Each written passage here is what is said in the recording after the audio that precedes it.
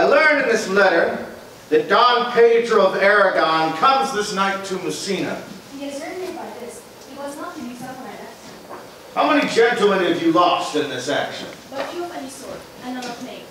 A victory is twice itself when the achiever brings home full numbers. I find here that Don Pedro hath bestowed much honor on a young Florentine called Claudio. Much deserved on his part, and equally remembered by Don Pedro. He had borne himself beyond the power of his age, doing in the figure of the land the feats of the life. He hath indeed better expectation than you must expect of me to tell you how. He hath an uncle here at Messina who will be very much glad of it. I have delivered him letters, and it appears my joy in him, even so much that joy could not show itself modest enough without a vedge of bitterness. Did he break out into tears? In great measure. A kind overflow of kindness. There are no truer faces than those that are so washed. How much better it is to weep at joy than to joy at weeping. I pray you, is Signor Mountanto returned from the wars or no? But I don't know of that name, lady. There was none such in the armor of any sort. What is he that you ask for, niece? My cousin means Signor Benedict companion. Oh, he's returned, and as pleasant as ever he was. He set up his guilds here in Messina and challenged Cupid to flight, and my uncle's school, reading the challenge, subscribed for Cupid and challenged with the bird bolt. I pray you, how many hath he killed and eaten in these wars? But how many hath he killed? For indeed I promise to eat all his killing. Faith, niece, you tax Signor Benedict too much. Though he'll be meet with you, I doubt it not. He had done good service too, lady, in these wars. You had musty victual, and he hath helped to eat it. He is a very valiant trencherman, he hath an excellent stomach. And a good soldier too, lady. And a good soldier too, lady, but what is he to a lord? In order to a lord, a man, stuffed with all unrivaled virtues. It is so, indeed. He is no less than a stuffed man. But as for the stuffing, well, we are all mortal.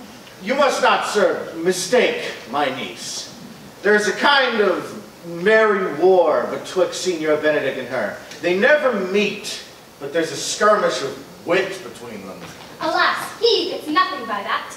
In our last conflict, 4 of his 5 wits went halting off, and now is the whole man governed by one, so that, if he have wit enough to keep himself warm, let him bear it for a difference between himself and his horse, for it is all the wealth he hath left to be known a reasonable creature. Who is his companion? He has every month a new sworn brother. Is it possible? Very easily possible. He wears his faith, but it's the fashion of his hat. It ever changes with the next flock. I see, lady, the gentleman is not in your books. No, and he wore I would burn my study. But I pray you, who is his companion? Is there no young swearer now that will make a voyage with him to the devil? He's in the company of the right noble Claudio. Oh, Lord, he will hang upon him like a disease. He is sooner caught than the pestilence, and the taker runs presently mad. God help the noble Claudio. If he have caught the Benedict, it will cost him £1,000 ere he be cured. I will hold friends with you, lady. Do, good friend. You will never run mad, niece. No, not till hot January. Don't venture approached. Good Signor Leonato! Oh, the passion of the world is to avoid constant you encounter it. Never came trouble to my house in the likeness of your grace.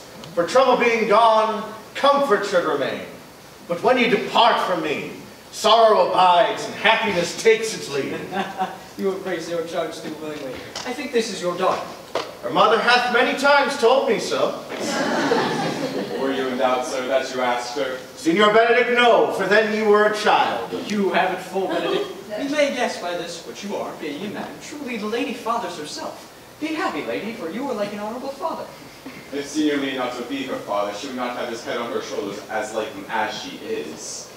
I wonder that you will still be talking, Signor Benedict. Nobody marks you. What, my dear Lady Disdain? Are you yet living? Is it possible Disdain should die while she has such meat food to feed it as Signor Benedict? Courtesy itself must convert to disdain if you come in her presence. Then is courtesy a turncoat, for it is certain I am loved of all ladies. Only you accepted, and I would I could find in my heart, for it were not a hard heart, for truly I love none. A dear happiness to women. They would also be troubled with a pernicious suitor. Oh God, keep your ladyship still in that mind, so some man or other shall escape a predestinate scratched face. Scratching could not make it worse, and for such a face as yours were. Well, you are a rare parrot's teacher. A bird of my tongue is better than a beast of yours. I would, my horse, had the speed of your tongue, and so good a continuer. But keep your way. In God's name, I have done. You always end the jade's trick. I know you of old. That is the sum of all, Leonardo. Signor Claudio, Signor Benedict, my dear friend Leonardo hath invited you all. I tell him we shall stay at the least a month, and he heartily prays some occasion may detain us longer. I dare swear he is no hypocrite, but prays from his heart. If you swear, my lord, you shall not be forsworn. Let me bid you welcome, my lord. Being reconciled to the prince, your brother, I owe you all duty. I thank you. I am not of many words, but I thank you. Please, if your grace, lead on. Your hand, Leonardo, we will go together.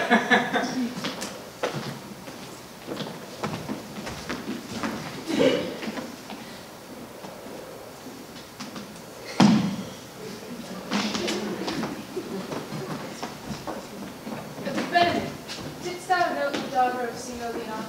I noted her not, but I looked on her. Is she not a modest young lady? Do you question me, as an honest man should do, for my simple true judgment? Or would you have me speak after my custom as being a professed tyrant to their sex? No, I pray thee speak in sober judgment. Why, in faith, methinks she's too low for a high praise, too dismal for a fair praise, too little for a great praise. Only this commendation I can afford her, that were she other than she is, she were handsome, and being no other but as she is, I do not like her. Thou thinkest I am in sport. I pray you, tell me truly how thou likest her. Would you buy her, that you inquire after her? Can the world buy such a jewel? Yea, in case to put it into. But speak you this with the sad brow, do you play the flouting jack to tell us Cupid is a good hair finder, and Vulcan a rare carpenter? Come, and what key shall man find you? To go in the song. In mine eye, she is the sweetest lady I ever looked on. I can see yet without spectacles, and I see no such matter. There's her cousin, and were she not possessed with the fury, exceeds her as much in beauty as the 1st of May doth the last of December. But I do hope that you have no intent of your cousin to have you. I would scarce trust myself, though I had so on the contrary if here would be my wife. Let's come to this. Hath the world not one man but he will wear his cap with suspicion? Shall I never see a bachelor 80 again? Go to, in faith, and thou wilt thrust thy neck into a yoke, wear the print of it in sideways Sundays. Ah, look, Don Pedro has returned to seek you. What secret hath held you here that followed you not to Leonato's? I wish your grace constrained me to tell. I charge thee on thy allegiance.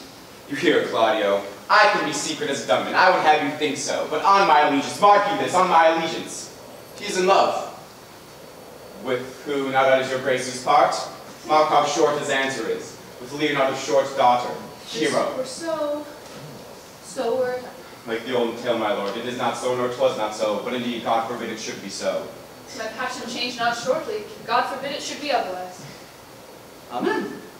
If you love her, for the lady is very well worthy. You speak this to fetch me in, my lord. By my troth, I speak my thought. In faith, my lord, I spoke mine. And by my 2 faiths and troths, I spoke mine. That I love her, I feel. That she is worthy, I know. That I neither feel how she should be loved, nor know how she should be worthy, is the opinion fire cannot melt out of me. I will dine it at the stake. Thou wast ever an obstinate heretic in the despite of beauty. He never could maintain his part within the force of his will. That a woman conceived me, I think, or that she brought me up, I likewise give her most humble thanks. But that I will have a recheat winded in my forehead, or hang my bugle on an invisible baldric, all women shall pardon me. And I will not do them the wrong to mistrust any, I will do them the right to mistrust none. And the fine, for which I may go the finer, I will live a bachelor. I shall see thee ere I die look pale with love. With anger, with sickness, or with hunger, my lords, not with love. Prove that I will ever lose more blood in love than I will again with drinking. Pick out mine eyes with the ballad maker's pen, and hang me up at the door of the brothel house for the sign of blind Cupid. Well, if ever thou dost fall from this fate, thou wilt prove a notable argument. If I do, hang me in a bottle like a cat and shoot at me. And he that hits me, let it be clapped on the shoulder and called Adam. Well, in time, the savage bull doth bear the yoke. The savage bull may, but if ever the sensible Benedict bear it, pluck off the bull's horns and set them in my forehead, and let me be vilely painted in such great letters as they write, here is good horse to hire. Let them signify unto my sign, here you may see Benedict, the married man. If this should ever happen, thou wouldst be horn mad.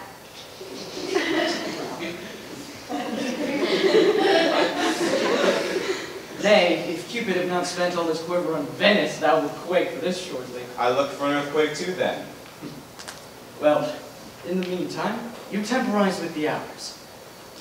Let me, if you prepare Signor Leonardo's, commend me to him, and tell him I shall not fail him at supper, for he hath indeed made great preparation. I almost have matter enough in me for such an embassage, and so I commit you. To the tuition of God from my house if I hadn't. The 6th of July, your loving friend Benedict. Nay, mock not, mock not. The body of your discourse is but sometime guarded with fragments. The guards but slightly based on neither. Ere you flout your old ends any further, examine your conscience, and so I leave you. My liege, your highness now may do me good. My love is thine to teach. Teach it but how, and thou shalt see how apt it is to learn any hard lesson that will do thee good. Hath Leonato any son, my lord? No child, but Huron. She's his only heir. Dost thou affect her, Claudia? Oh, my lord. When you went onward on this ended action, I looked on her with a soldier's eye. That light, but had a rougher task at hand than to drive Viking to the name of love. But now I am returned, and those war thoughts left their places vacant. Then come thronging soft and delicate desires, all prompting me how fair young hero is, saying, I liked her ere I went to wars. Thou wilt be like a lover presently entire the hero of the book of words. If thou dost love fair hero, cherish it. And to her father I will bring, and thou shalt have her. Was not to this end that thou beganst to twist so fine a story. How sweetly you do minister to love, that no loves grief by his complexion. But, lest my liking might too sudden seem, I would have solved for a longer treatise. What need the bridge much broader than the flood? Whom fairest grant is the necessity. Look, what will serve as fit? 'Tis once thou lovest, and I will fit thee with the remedy. I know we shall have reveling tonight. I will assume your part in some disguise and tell fair hero I am Claudio. And in her bosom I'll unclasp my heart, and with the force and strong encounter of her amorous tale. And the conclusion is, she shall be thine. In practice let us put it present.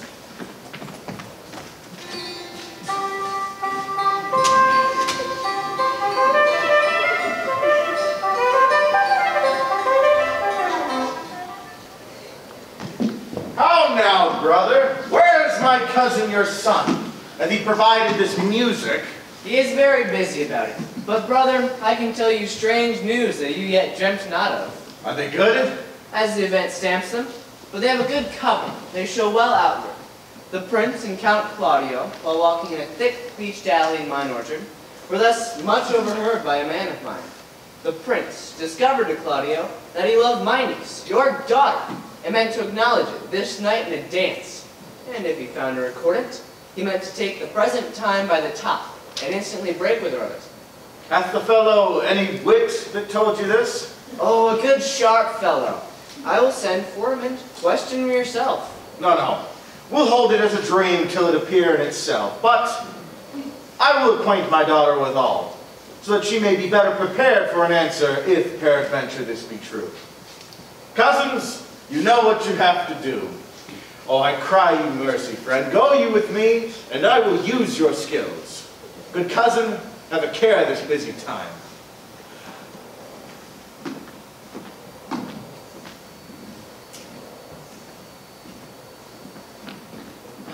What do you do, my lord?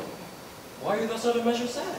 There is no measure in the occasion that breeds, therefore the sadness is without limit. You should hear reason. And when I have heard it, what blessing bring it? If not a pleasant remedy, at least a patient sufferance. I wonder if thou, being as thou sayest thou art, born under Saturn, goest about to apply moral medicine to mortifying mischief. I cannot hide what I am. I must be sad when I have cause and smile at no man's jests. Eat when I have stomach and wait for no man's leisure. Sleep when I am drowsy and tend on no man's business. Laugh when I am merry and claw no man in his humor. Yea, but you must not make full show of this, if you may do it without controlment. You have of late stood against your brother, and he has nearly taken you into his grace. Where it is impossible, you should take true and fair weather that you make of yourself. And needful, drain the season for your own harvest. I'd rather be a canker in a hedge than a rose in his grace. And it better fits my blood to be the stained of all, and to fashion a carriage to rob love from any. In this, though, it cannot be said I am a flattering honest man, though it must not be denied I am a plain-dealing villain. I am trusted with the muzzle and enfranchised with the claw. Therefore I have decreed not to sing in my cage. If I had my mouth, I would bite. If I had my liberty, I would do my liking. In the meantime, let me be that I am. Seek not to alter me. Can you make no use of your discontent? I make all use of it, for I use it only. Who comes here? What news, Baraccio? I came yonder from a great supper, where your prince, your brother, was royally entertained by Leonardo. And I can give you intelligence on an intended marriage. Will it serve for any model to build mischief on? What is he for a fool that betroths himself to unquietness? Mary, it is your brother's right hand. The most exquisite Claudio? Even he. A proper squire, and who? Which way looks he? Mary, on Hero, the heir and daughter of Leonardo. Oh, a very forward march, chick. How come you of this? Being entertained for a perfumer, as I was smoking musty room, came to meet the Prince and Claudio, hand in hand at the sound conference. I put myself behind the heiress, and there overheard it agreed upon that the prince shall woo Hero for himself, and upon having obtained her, give her unto the Count Claudio. Come, let us thither. This may prove food for my displeasure. That young startup hath all the glory of my overthrow. If I cross him in any way, I bless myself in every way. You are both sure, and will assist me? To the death, my lord. Let us to the great supper. Their cheer is the greater that I am subdued. With the cook were of my mind, shall we prove what's to be done? We'll wait upon your lordship.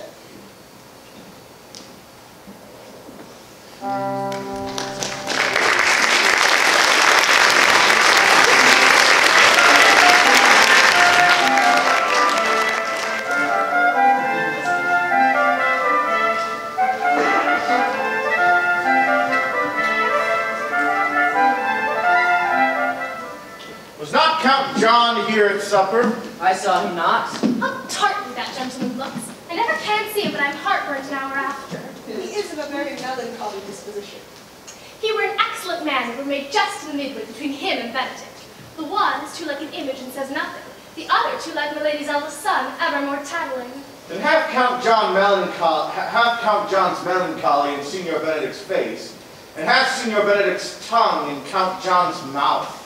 With a good leg and a good foot, uncle, and money enough in his purse, such a man would win any woman in the world, if he could get her goodwill. On my troth, niece, thou wilt never get thee a husband if thou be so shrewd of thy tongue. In faith, she's too cursed. Too cursed is more than cursed. I shall lessen God's sending that way, for it is said God sends a cursed cow short horns, but to a cow too cursed he sends none. So, by being too cursed, God will send you no horns? Just if he send me no husband, for the which blessing I'm at him upon my knees every morning and evening. Lord, I cannot endure a husband with a beard on his face. I'd rather lie in a woolen. You may like on a husband that hath no beard. What shall I do with him? Dress him in my apparel and make him my waiting gentlewoman. He that hath a beard is more than a youth, and he that hath no beard is less than a man. And he that is more than a youth is not for me, and he that is less than a man, why, I am not for him. Therefore, I will even take 6 in earnest of the bear ward, and lead his apes into hell. Well then, go you into hell? No, but to the gate, and there will the devil meet me like an old cuckold with horns on his head, and say, get you to heaven, Beatrice, get you to heaven. So, deliver I up my apes, and away to St. Peter for the heavens. He shows me where the bachelors sit, and there we live as merry as the day is long. Well, niece, I trust you will be ruled by your father. Yes, faith, it is my cousin's duty to make curtsy and say father as it please you. But yet, for all that, cousin, let him be a handsome fellow, or else make another curtsy and say father as it please me. Well, niece, I hope to see you one day fitted with a husband. Not till God make men of some other metal than earth. Would it not grieve a woman to be overmastered with a piece of valiant dust? To make an account of her life to a clod of wayward marl? No, I'll not. Adam's sons are my brethren, and truly I hold the sin to match in my kindred. Daughter, remember what I told you. If the prince do solicit you in that kind, you know your answer. The fault will be in the music, cousin, if you be not wooed in good time. If the prince be too important, tell him there is measure in everything, and thus dance out the answer. For hear me, hero, wooing, wedding, and repenting are as a Scotch jig, a measure, and a syncopes. The first suit is hot and hasty like a Scotch jig and full as fantastical. The wedding, mannerly, modest, as a measure, full of state and ancient truth. And then comes repentance, and his bad legs falls into the same pace faster and faster till he sinks into his grave. Cousin, you apprehend passing shrewdly. I have a good eye, uncle. I can see a church by daylight. Revelers are entering. Brother, make the room.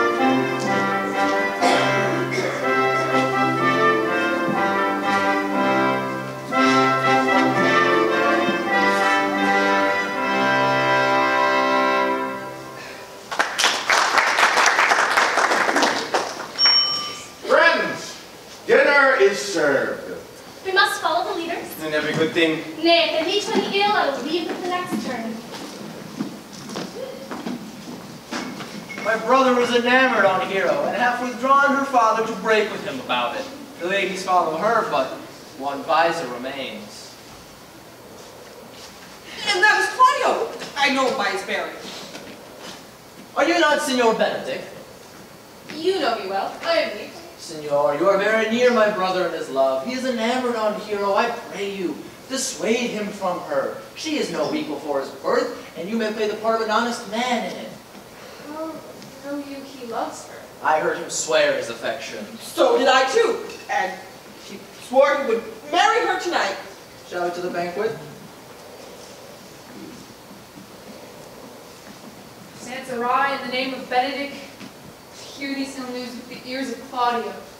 'Tis certain so the prince woos for himself. Friendship is constant in all other things, save in the office and affairs of love. Therefore all hearts in love use their own tongues. Let every eye negotiate for itself, and trust no agent. For beauty is a witch against whose faith charms melteth into blood. This is an accident of hourly proof, which I mistrusted not. Farewell, therefore, hero.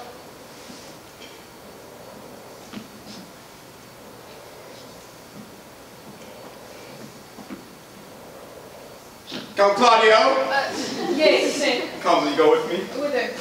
Even to the next will about your own business, County. What fashion will you wear the garland of? About your neck like a usurper's chain, or under your arm like a lieutenant's scarf? You must wear it one way, for the prince hath got your hero. I wish him joy of her. Now that's spoken like an honest drover. So they sell books. But did you think the prince would have served you thus? Pray you leave me. Oh, now he strikes like the blind man. 'Twas the boy that stole your meat, and you'll beat the post. If it will not be, I'll leave you. Alas, poor hurt fowl, now will he creep into sedges. But that my lady Beatrice should know me and not know me, the prince's jester, ha! Maybe I go under this title because I am merry, yea? But I am apt to do myself wrong, I am not so reputed. It is the base, though bitter, disposition of Beatrice that puts the world into her person and so gives me out. Well, I'll be revenged as I may. Ah, now, Signor. Where's the Count? Did you see him? Troth, my lord, I have played the part of Lady Fame. I found him here as melancholy as a lodge in Warren. I told him that your grace had got the goodwill of his hero. And I offered him my company to a willow tree as to make him a garland as being forsaken, or to bind him up a rod as being worthy to be whipped. To be whipped? What's his fault? Flat transgression of a schoolboy who, being overjoyed by the finding of a bird's nest, shows it his companion, and he steals it. Wilt thou make trust the transgression? The transgression is with the stealer. It had not been amiss the rod had been made, and the garland too. For the garland he might have worn himself, and the rod he might have bestowed upon you, who, as I take it, have stolen his bird's nest. I can teach them what to sing, and then I restore them to the owner. If their singing answer your saying, you say honestly. The Lady Beatrice had a quarrel to you. The gentleman that danced with her told her she is much wronged by you. Oh, she misused me past the endurance of a block. An oak bud with one green leaf on it would have answered her. My very visor began to assume light and spoke with her. She told me, not thinking I had been myself, that I was the prince's jester, that I was duller than a great thaw, huddling jest upon jest with such impossible conveyance upon me, that I stood like a man in a mark, the whole army shooting at me. She speaks poniards, you know, and every word stabs. If her breath were as terrible as her terminations, there were no living near her. She would infect to the North Star. I would not marry her, though she were endowed all Adam bad left before he transgressed. She would have turned Hercules' spit, yea, and had cleft his glove to make the fire, too. I would to God some scholar would conjure her, for certainly while she is still here, a man may live as quiet in hell as in a sanctuary. And people sin upon purpose because they would go thither rather than hold 3 words conference with this song. Look, she comes. Will your grace command me any service to the world's end?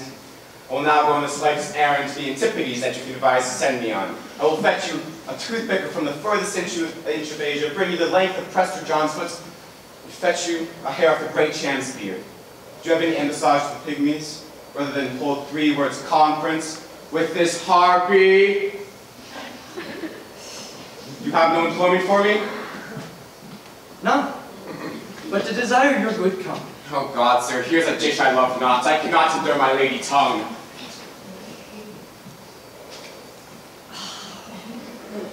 Come, lady, come. You have lost the heart of Signor Benedict. Indeed, my lord. He lent it me a while, and I gave him use for it. A double heart for a single one. Marry once before he won with it, whilst dice. Therefore your grace may well say I have lost it. You have put him down, lady, you have put him down. So I would not you should do me, my lord, lest I should prove the mother of fools. I have brought Count Claudio, whom you sent me to see. Why? How now, Count? Wherefore are you sad? Not sad, my lord. How then? Sick? Neither, my lord. The Count is neither sad nor sick, nor merry nor well, but civil, Count. Civil as an orange, and something of that jealous complexion. In faith, lady, I think your blazon to be true. But if it be so, his conceit is false. Come, Claudio, I have wood in thy name, and fair hero is one. Huh? Count, take of me my daughter, and with her my fortunes. His grace hath made the match, and a grace say amen to it. Speak, Count, 'tis your cue. Silence is the perfectest herald of joy. I were but little happy if I could say how much. Lady, as you are mine, I am yours. I give away myself to you and dote upon the exchange. Speak, cousin, or if you cannot, stop us not with a kiss and let not him speak neither. To fate, lady, you have a merry heart. Yea, my lord, I thank it, poor fool. It keeps on the windy side of care. My cousin tells him in his ear that he is in her heart. And so she doth, cousin. Good Lord, for alliance. Thus goes everyone to the world but me. And I am sunburnt. I may sit in a corner and cry, hey-ho for a husband. Lady Beatrice, I will get you one. I'd rather have one of your fathers get it. Hath your grace ne'er a brother like you? Your father got excellent husbands if a maid could come by them. Will you have me, lady? No, my lord. Unless I might have another for working days. Your grace is too costly for every day. But I beseech your grace, pardon me. I was born to speak all mirth and no matter. Your silence most offends me. But to be merry best becomes you, for you were indeed born in a merry hour. No, sure, my lord. My mother cried, but then there was a star danced, and under that I was born. Cousin, does that give you joy? Niece, will you look to those things I told you of? I cry you mercy, uncle. By your grace's pardon. In faith, a pleasant spirited lady. There's little of the melancholy element in her, my lord. She is never sad, but when she sleeps. And not ever sad then, for I have heard my daughter say she hath oft dreamed of unhappiness and waked herself with laughing. She cannot endure tell of a husband. Oh, by no means. She mocks all wooers out of suit. She were an excellent wife for Benedict. Oh, Lord, my lord, if those two were but a week married, they'd talk themselves mad. County Claudio, when meaning to go to church? Tomorrow, my lord. Time goes on crutches to love have all its rights. Not till Monday, my dear son, which is hence from now just 7 night, and a time too brief, too, to answer all in my mind. But come, I warrant thee, Claudio, the time shall not go dully by us. For I, in the interim, plan to undertake one of Hercules' labors, and that is to bring the Lady Beatrice and Signor Benedict into a mountain of affection one with the other. I would fain have it a match, and I doubt not but the fashion of you three will but minister such assistance as I shall give you direction. My lord, I am for you, though it cost me 10 nights' watchings. And I, my lord. And you too, gentle hero. I will do any modest office, my lord, to help my cousin to a good husband. And Benedict is not the unhopeless husband I know. He is of noble strain, approved valor, and confirmed honesty. I will teach you how to humor your cousin, that she shall fall in love with him. And I will so practice on Benedict that in spite of his quick wit and queasy stomach, he shall fall in love with Beatrice. We can do this. Cupid is no longer an archer. His glory is ours, for we are the only love gods. Go in with me, I will tell you my dream.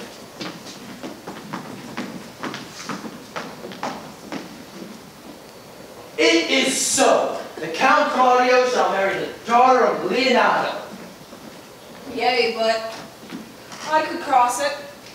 Bar, any cross, any impediment will be medicinable to me. I am sick with displeasure to him, and whatsoever comes toward his affection ranges evenly with mine. How canst thou cross this marriage? Not honestly, my lord, but so covertly that no dishonesty shall appear in me. Show me briefly how. I think I told you a year since how I am in the favor of Margaret, quitting gentlewoman to hero. I remember. I can, at any unseasonable instant of the night, appoint her to look out her lady's chamber window. What life is in that to be the death of this marriage? A poison that lies in you to temper. Go you to the prince your brother. Spare not to tell him how he hath wronged his honor in marrying a renowned Claudio, whose estimation you highly hold, to a contaminated stale. Such a one as hero. What proof shall I make of that? Proof enough to misuse the prince, to vex Claudio, to undo hero, and to kill Leonardo. Look you for any other issue? Only to despite them, I will endeavor anything. Go then. Find me a meet hour. Draw Don Pedro and Count Claudio alone. Tell them that you know that hero loves me, and had a kind of zeal, as a love for your brother's honor, who hath made this match, and his friend's reputation, which is thus like to be cousin to the semblance of a maid, and that you have discovered thus. They'll scarcely believe this without instance. Offer them some, which shall bear no less likelihood than to see me at her chamber window. Hear me call Margaret Hero, and her term me Claudio. Bring them to see this the very night before the intended marriage, for in the meantime, I will fashion a matter that Hero shall be absent, and there shall be such seeming proof of Hero's disloyalty that jealousy shall be assurance and all preparations overthrown.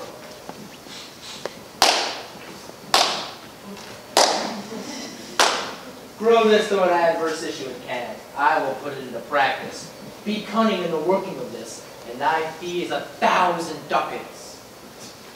Be you constant in your accusation, and my cunning shall not shame me. I will go presently and learn the day of their marriage.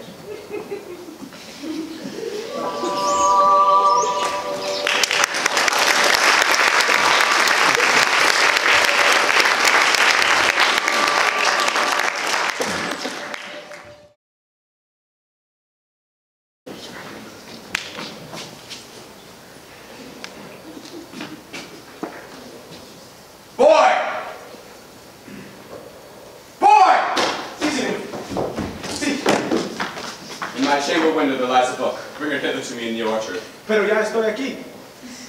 I know this, but I don't have thee hence and here again.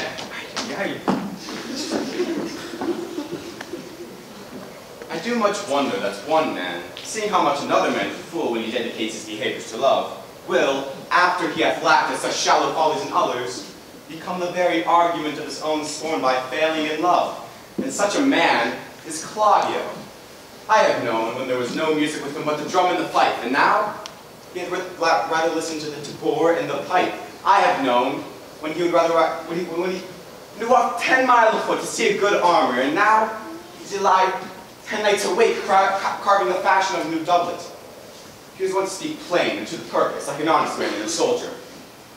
But now, as he turn orthography, his words are very fantastical banquets, just such strange dishes. May I be so converted and see with these eyes? I cannot tell, I think not. I will not be sworn, for love may transform me to an oyster. But I'll take mine oath on it. If they had made an oyster of me, you shall never make me such a fool. One woman is fair, yet I am well. Another wise, yet I am well. Another virtuous, yet I am well. Until all graces fall upon one woman shall not fall in my grace. Rich she shall be, 'tis certain, wise or I'll none, virtuous or I'll never cheapen her, fair or I'll never look on her, mild or come not near me. Noble or not I for an angel, of good discourse, an excellent musician, and her hair, or I should be of what color it please God. The prince whom you should love, I will have me in the arbor.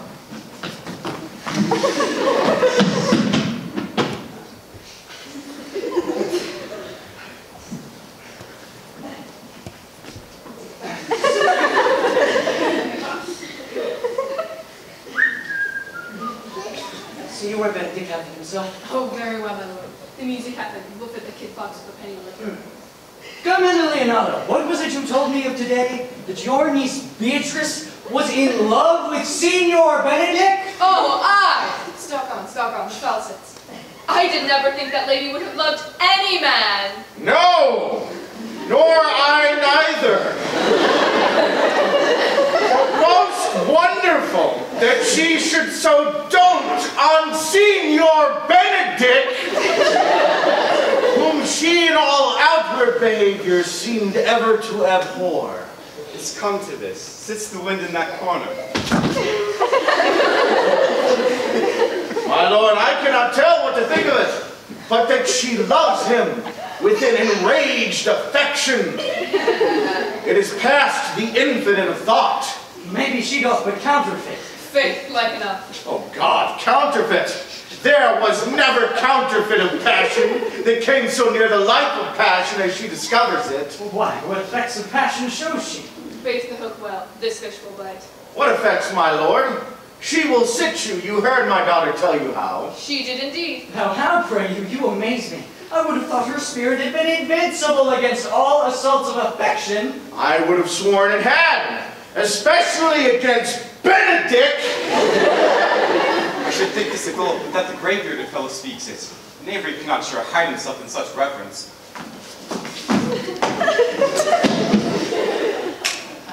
He hath taken the infection. Hold it up. Hath she made her affection known to Benedict? No! And she swears she never will. That's her torment. 'Tis indeed. So your daughter says, shall I, says she, that have so often countered him with scorn, writes to him that I love him. This says she as she is beginning to write, for she'll be up 20 times a night, and there shall she sit in her smock, till she hath writ a sheet of paper. Now you talk of a sheet of paper. I remember a pretty jest your daughter told us of. Oh, when she had writ it, and was reading it over, she found Benedict and Beatrice between the sheet. That. Oh, she tore the letter into 1,000 halfpence, railed at herself that she should be so immodest to write to one that she knew would flout her. I measure him, says she, though if he writ to me, I should flout him, though I love him, I should. Then down upon her knees she falls, weeps, sobs, beats her heart, tears her hair, prays and curses. Oh, sweet Benedict, God give me patience! She doth indeed. My daughter says so, and the ecstasy hath so much overborne her that my daughter is sometime afeard that she will do a desperate outrage to herself. It were good that Benedict knew of it by some other if she will not discover it. To what end? He would but make a sport of it, and torment the poor lady worse. And he should it were alms to hang him, for she is an excellent sweet lady, and out of all suspicion she is virtuous. She is exceeding wise. In everything but loving Benedict. Oh, my lord. Wisdom and blood can bang in so tender a body. We have 10 proofs to 1 that blood hath the victory. I am sorry for her, as I have just cause being her uncle and her guardian. Huh, I would she had bestowed this dotage on me, have doubted all other respects, and made her path myself. I pray you, tell Benedict of it and hear what he will say. Word good, thank you. Hero thinks surely she will die, for she said she will die if he love her not, and she will die if he woo her, and she will die if she make her love known, rather than she will waste 1 breath of her accustomed process. She doth well, for if she should make tender of her love, 'tis very possible he'll scorn. For the man, as you all know, hath a contemptible spirit. Yet he is a very proper man. He hath indeed a good outward happiness. Before God, in my mind, very wise. Doth show some sparks that are like wit. I take him to be valiant. As Hector, I assure you. For in the managing of quarrels, you may say he is wise, for he either avoids them with great discretion or undertakes them with most Christian-like fear. If you do fear God, he must necessarily keep peace. If he break the peace, he ought to enter into a quarrel with fear and trembling. And so will he do, for the man doth fear God, howsoever it may not seem in him by some large jest he may show.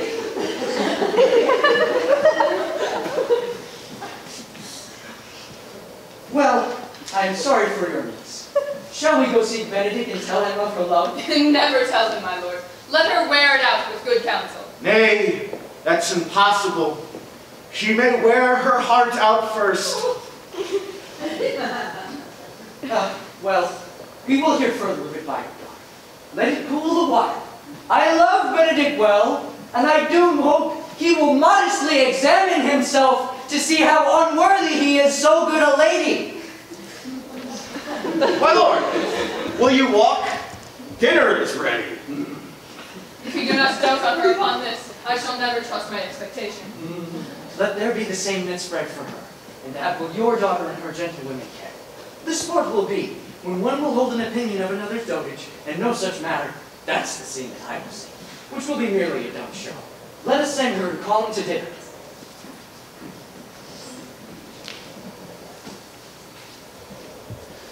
This can be no trick. The conference was sadly born. They have truth of this from Hero. It seems a pity the lady. Her affections have their full bent. Love me. Might bust be requited. I hear how I am censured. They say I will bear myself proudly. If I perceive the love come from her, they say too she will rather die than show any sign of affection. They did never think to marry, and must not seem proud. Happy are they that hear from their detractions and can put them to mending. They say she is fair, 'tis the truth I can bear them witness. And virtuous, 'tis so I cannot reprove her. And wise, but in loving me by my troth, 'tis no addition to her wit, nor no great argument against her folly. For I will be horribly in love with her. I may chance have some odd quirks and remnants of wit broken on me, because I have railed so long against marriage. But doth not the appetite alter? A man loves the meat in his youth that he cannot bear in his age. No, the world's shut. It must be people. And I said I would die a bachelor. I did never think I would live to day or married. My God, she is fair. Here she comes. I do spy some marks of love in her. Against my will, I am sent to bid you come in to dinner. Lady Beatrice, I thank you for your pains. It took no more pains for those thanks than you take pains to thank me. If it had been painful, I would not have come. You took pleasure then in the message. Yea, just so much as you may take upon a knife's point and choke a dog with all. You have no stomach, Signor, fare you well. Ha! I am sent to bid you come in to dinner. There's a double meaning in that. I took no more pains than you took pains to thank me. That's as much to say. Any pains I take for you are as easy as thanks. If I do not pity her, I'm a villain. If I do not love her, I'm a miser. I will go get a picture.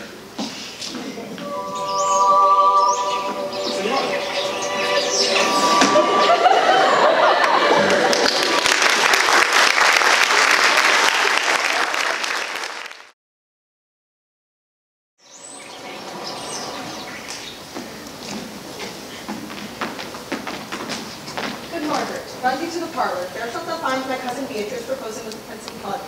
Whisper her ear and tell her, I and Ursula walk to the orchard, and our whole discourse is all with her. Say that thou overheardst us, and bid her steal into the pleached bower, where honeysuckles ripened by the sun forbid the sun to enter, like favorites made proud by princes that advance their pride against the power that threatened. There will she hide her to listen to our purpose. This is thy office. Fare thee well in it, and leave us alone. I'll make her come, I warrant you, presently. Now, Ursula, when Beatrice doth come as we do trace this alley up and down, our talk must only be of Benedict. When I do name him, let it be thy part to praise him more than ever meant. My talk to thee must be how Benedict is sick and not of this matter as little Cupid's crafty arrow made that only wounds by hearsay.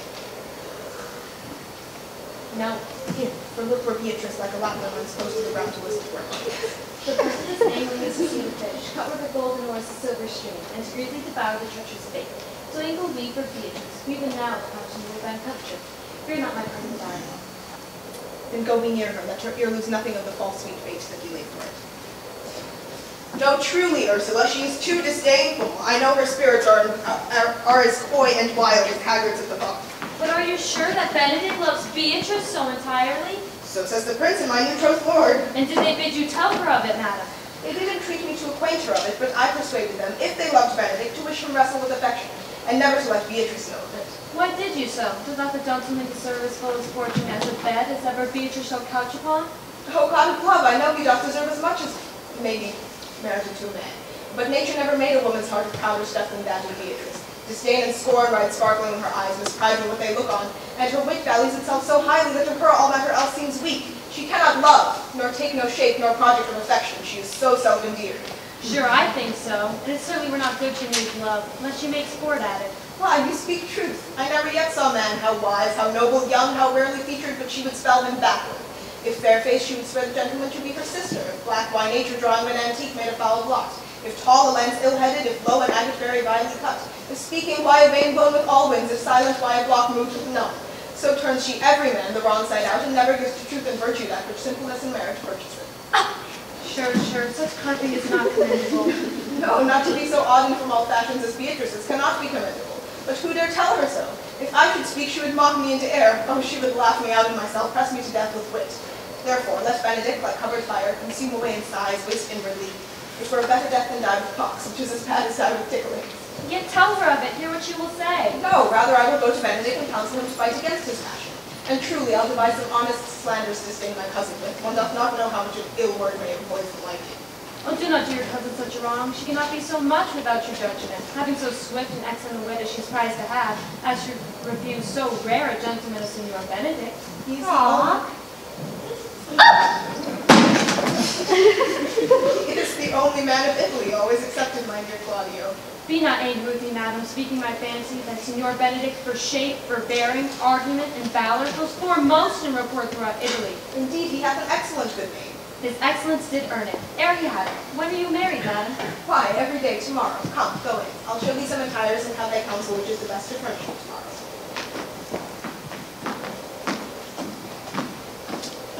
She's lined, I warrant you. We have caught her, madam. If it proves so, the lovely goes by halves. Some Cupid kills with arrows, some with traps.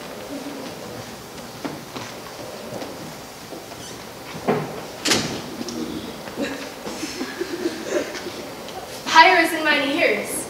Can this be true? Stand I condemned for pride and scorn so much? Contempt farewell and maiden pride adieu. No glory lives behind the back of such.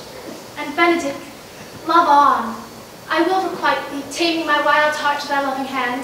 If thou dost love, my kindness shall incite thee to bind our loves up in a holy band. For others say thou dost deserve, and I believe it better than to claim.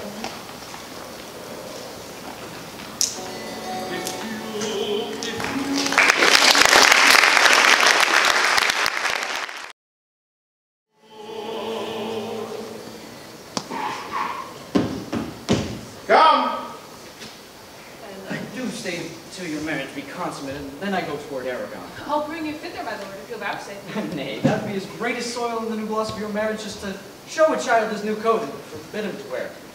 I will only be bold with Benedict for his company.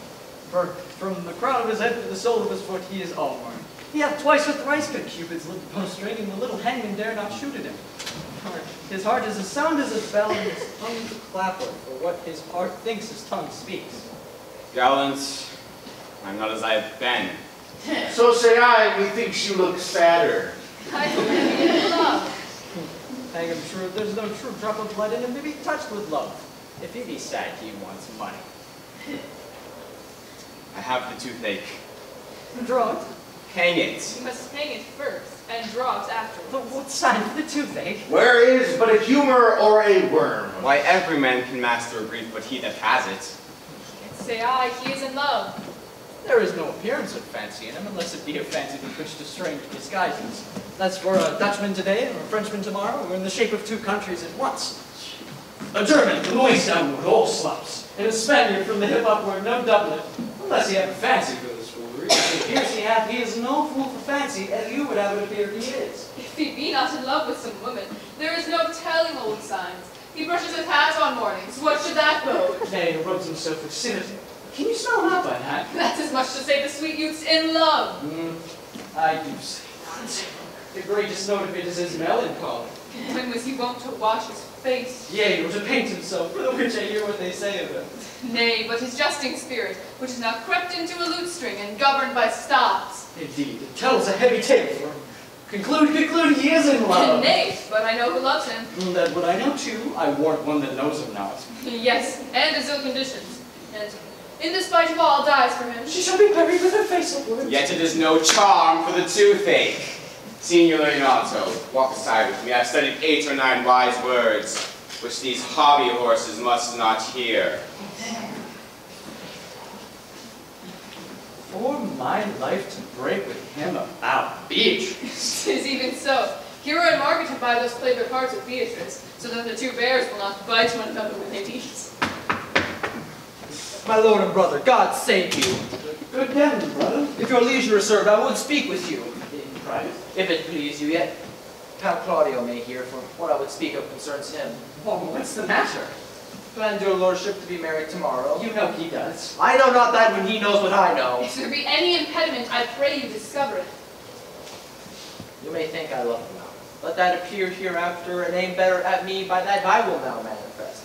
For my brother, I think he holds you well, and in dearest of heart hath hop to effect the ensuing marriage. Surely suit ill spent and labor ill bestowed. Why, what's the matter? I came hither to tell, and circumstances shortened, for she is too long talking of. The lady is disloyal. hero? Even she, Leonardo's hero, your hero, every man's hero. The word is too good to paint out her wickedness. Think you over his title, and I shall fit it to her. Wonder not till further warned, but go with me tonight. You shall see her chamber window enter, even the night before her wedding day. If you love her then, tomorrow wed her. But it would better fit your honor to change your mind. Yes, so. I will not think it. If you trust not that you see, confess not that you know. If you follow me, I will show you enough. And when you have seen more and heard more, proceed accordingly. If I see anything tonight as to why I should not marry her tomorrow, there, in the congregation, where I should wed, they will light me. And as I woo for you to retain her, I will join you to disgrace her. I will disparage her no further till you are my witnesses. Bear it cold me but till midnight, and let the issue show itself. O day and towardly turned. Strange authority. O plague well prevented! So you will say when you have seen the sequel.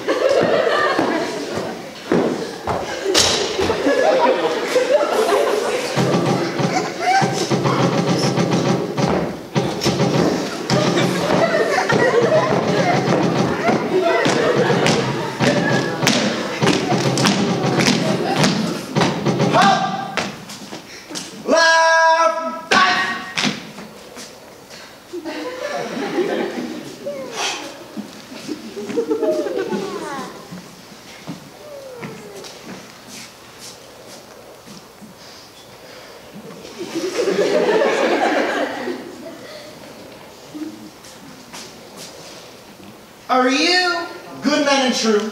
Yea, else twere pity, but they should suffer salvation, body and soul. Nay, that were a punishment too good for them, if they should have any allegiance in them, being chosen for the prince's watch. Well, give them their charge, neighbor Dogberry. First, who think you the most desertless man to be constable of the watch? Hugh Oatcake, sir, or George Seacole, for they can write and read. Oh. Come hither, neighbor Seacole.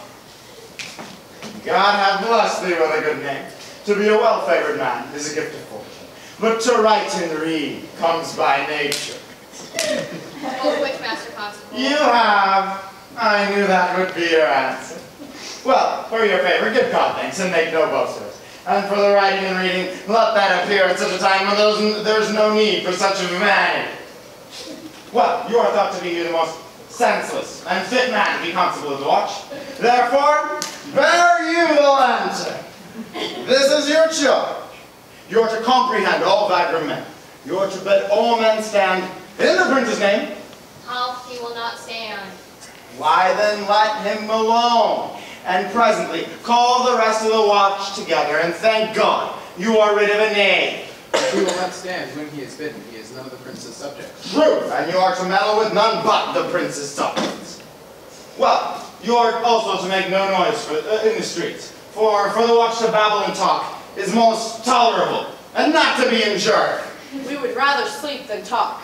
We know what belongs to a watch. Why? You speak like an ancient and most quiet watchman. I do not see how sleeping should offend. Only take care that your bills be not stolen. Well, you are to call all the alehouses and bid all those that are drunk, get them to bed. Halt, they will not. How they not? Why then let them alone till they are sober? If they make you not the better answer, you may say, they are not the men you took them for. Well, sir. Come, neighbor. Oh, if you meet a thief in the night, you may suspect him. But I'm a true of your office to be no true man. And for such kind of men, the less you meddle and make with them, the more is for your honesty. If we know be a thief, shall we not lay hands on him? Truly, by your office you may, but I think they that touch pitch shall be defied. The most peaceable way, if you do take a thief, is to let him show himself what he is and steal out of your own company. You've always been called a merciful man, partner. Truly, I would not hang a dog by my will, much more a man who hath any honesty in him. If you hear a child cry in the night, you must call to the nurse and bid her still it. Else the nurse be asleep and not hear us.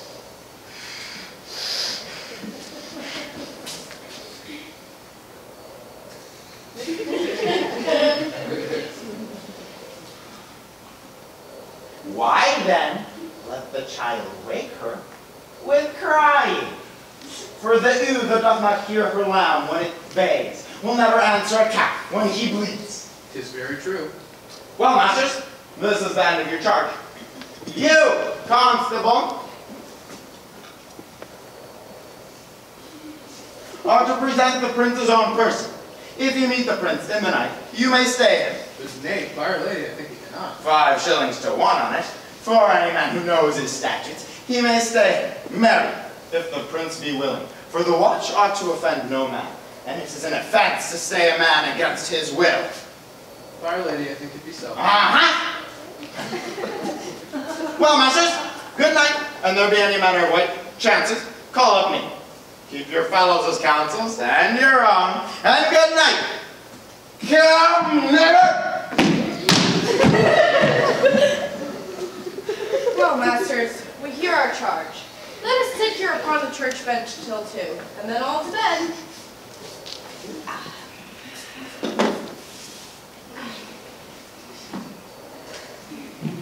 One word, your honor, neighbors!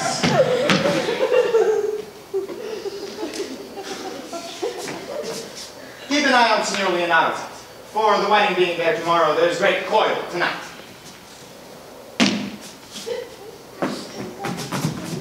Adieu! Be vigilant! I beseech you!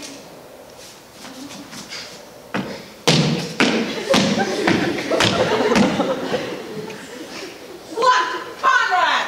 Peace or not. Conrad, I say! Here, man. I am at thy elbow. Mass! Is mine elbow itched? I thought there was a scab follow. I only answer for that. And now forward with thy tale. Stand thee close under this penthouse for it drizzles rain. And I, like a true drunkard, shall utter all to thee. Some treason, masters, yet stand close. Therefore know that I of Don John have earned 1,000 ducats. Is it possible that any villainy should be so dear? I should ask if any villainy should be so rich. For when rich villains are needed poor ones make what price they will. I wonder at it. That shows thou art unconfirmed. Thou knowest the fashion of a doublet, cloak, or hat is nothing to a man. Yes, it is apparel. I mean the fashion. Yes, the fashion is the fashion. Tush! I may as well say the fool's the fool. But seest thou not what a deformed villain his fashion is? I know that deformed. He's been a vile thief this 7 year. He goes up and down like a gentleman. I remember his name. Didst thou not hear something? No, it's the mayor of the house.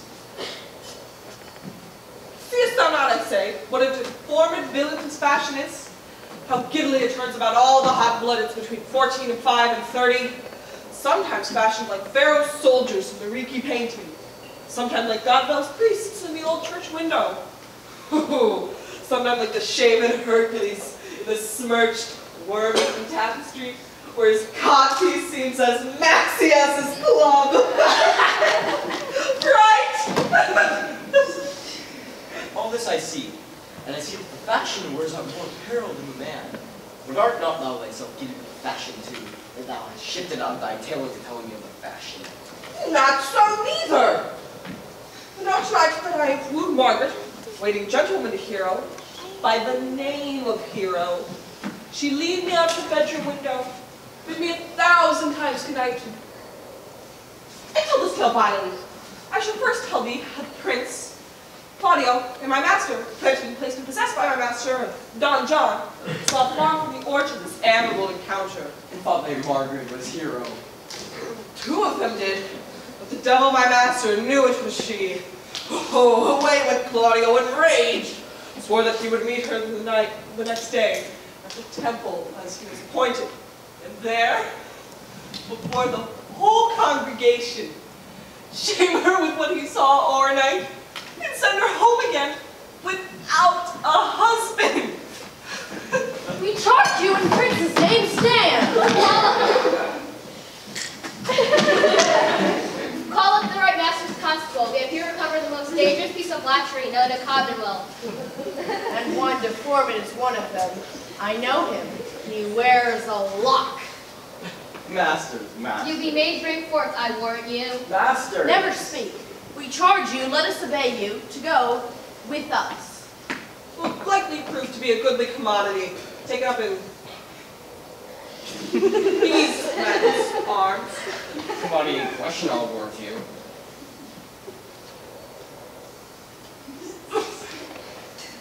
Come. We'll obey you.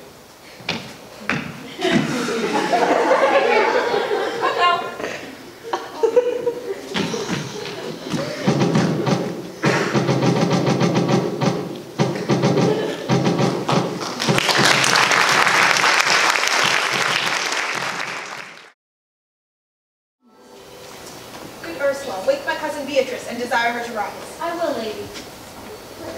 And bid her come hither. Well, by my troth, I thought your other bravado were better. No, good Meg, I'll wear this. It's not so good, and I warrant your cousin will say so. My cousin's a fool, and thou art another. I'll ride on with this. I like the new tire within excellently, if the hair were thought browner, and the gowns of more rare fashion of faith. I saw the Duchess of Milan's gown that they praise so. Oh, that exceeds, they say.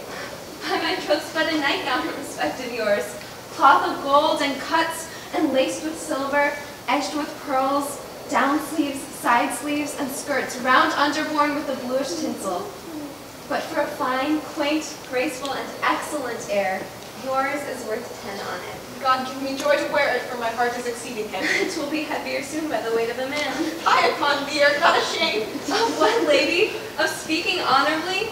Is marriage not honorable in a beggar? Is your lord not honorable without marriage? I think you would have me say, save your reverence, a husband. And bad that you do not rest true speaking. I'll offend nobody. Is there any harm in the heavier for a husband? None, I think. And it being the right husband and the right wife, otherwise 'tis light and not heavy.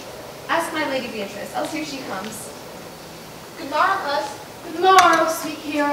Why, how now, do you speak in the sick tune? I am all out of other tunes, methinks. Perhaps into light of love that goes without a burden. Do you sing it and I'll dance it? Ye light love with your heels, and then if your husband have stables enough, you'll see he shall lack no barn. Oh, illegitimate construction. I scorned that with my heels. 'Tis almost 5 o'clock, cousin, 'tis time you were ready. By my troth, I'm exceeding ill. Hey ho, For a hawk, a horse, or a husband. for the letter that begins them all, H. Well, and you be not turned shark, there's no more sailing by that star. What means the fool, trow? Nothing I, but God grant everyone their heart's desire. These gloves the Count sent me, they are an excellent perfume. I'm stuffed, I cannot smell. A maid and stuffed, there's goodly catching of cold. God help me, how long have you professed apprehension? Ever since you left it, doth not my wit become me rarely? It is not seen enough, you should wear it in your cap. About my troth, I'm sick. Get you some of this distilled Cardus Benedictus, and lay it to your heart. It is the only thing for a qualm. There thou bringest her with a thistle. Benedictus. Why, Benedictus, you have some moral in this Benedictus. Moral? No, by my troth, I have no moral meaning. I meant plain holy thistle. You may think, perchance, that I think you are in love. Nay, by Our Lady, I am not such a fool to think what I list, nor I list not to think what I can, nor indeed I cannot think, if I would think my heart out of thinking, that you are in love, or that you will be in love, or that you can be in love. Yet Benedict was such another, and now as he become a man, he swore he would never marry, and yet, despite his heart, he eats his meat without grudging. And how you may be converted I know not, but methinks you look with your eyes as other women do. What pace is this that thy tongue keeps? Not a false gallop. Madam, the drop, the prince, the count, nor Benedict, Don John, and thou of the town come to fetch you to church. Help to dress me, good cause, good Mary, good Ursula.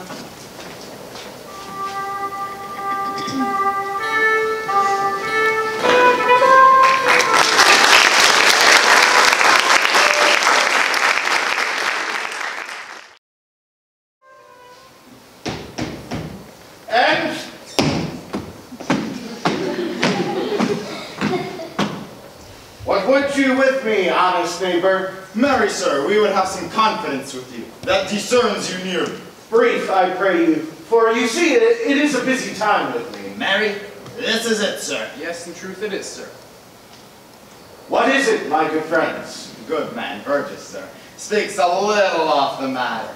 An old man, sir, and his wits are not as blunt as God help I would desire they were, but honest as the skin between his brows. Yes, I thank God that I am as honest as any man living that is an old man, and no honester than I. Comparisons are odorous. Palabras, neighbor Burgess. Neighbors, you are tedious. It pleases your worship to say so. And though we be but the poor duke's officer, and were it for my part, and I were as tedious as a king, I would find it in my heart to bestow it all upon your worship. All thy tediousness on me, ah? Aye, and 'twere 1,000 pounds more than 'tis.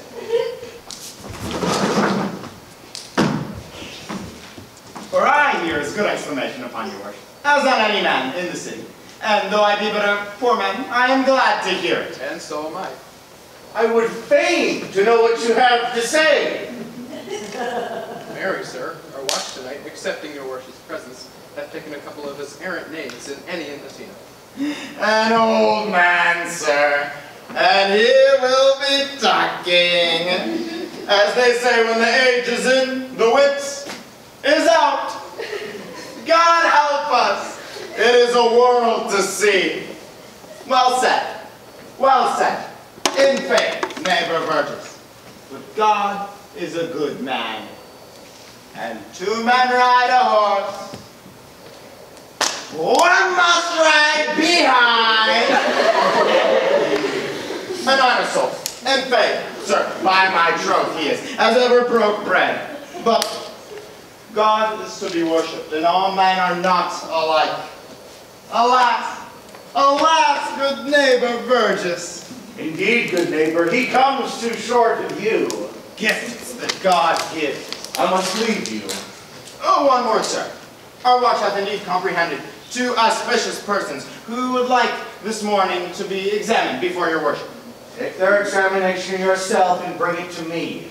I am in great haste, as it may appear unto you. It shall be suffigance.